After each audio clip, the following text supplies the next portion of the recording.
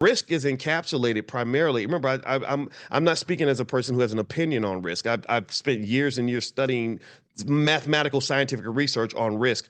A lot of risk is incorporated in a couple of different areas: time and information. And time and information are connected. The more time I spend with you, the more information I can get before I decide if I want to invest in you.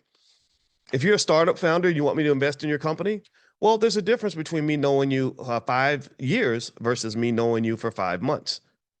Because during that time, I've picked up information about you and I've been able to gain a more accurate risk assessment of you. I've been able to reduce the variation in my assessments. I can hit the bullseye or the arrow on the bullseye a little more effectively because I spent time just observing you.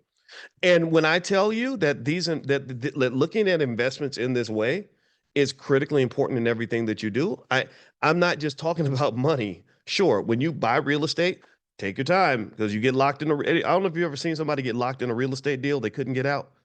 That's the thing about these deals. It's very easy. They make it really easy for you to give them your money, but they make it really hard for you to pull your money out.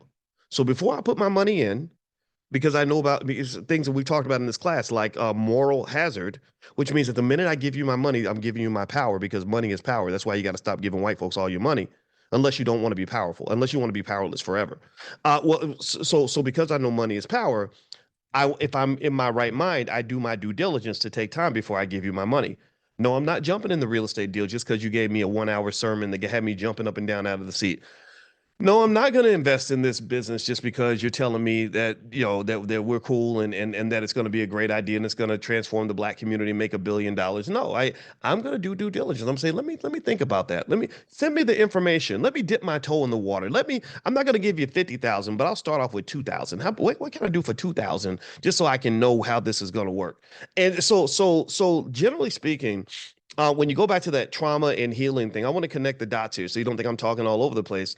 When the lady talked about trauma, I started thinking about the undiagnosed, untreated trauma in our community. I started thinking about financial trauma responses. I'm about to give you a list of ways to know if you have financial trauma responses, how trauma can be very costly in terms of not just the emotional pain, but the financial pain as well. A lot of people lose money because of trauma responses. I'll explain that in more detail. But I also thought about trauma being linked to risk, and trauma affects how you view risk, right? And your goal when you make a decision is to not avoid risk. Risk is inevitable if you are an investor, whether you're investing in financial markets or investing in people, right? I invest in people. I invested in my wife by choosing to marry her, right? So trauma affects risk assessments in these investments, but also risk, once you want to minimize that calculated risk to make it what we call efficient. In the financial world, we call that efficient risk. When you minimize your risk, you still take a risk, but it's a calculated risk. It's not a crazy risk. And risk is minimized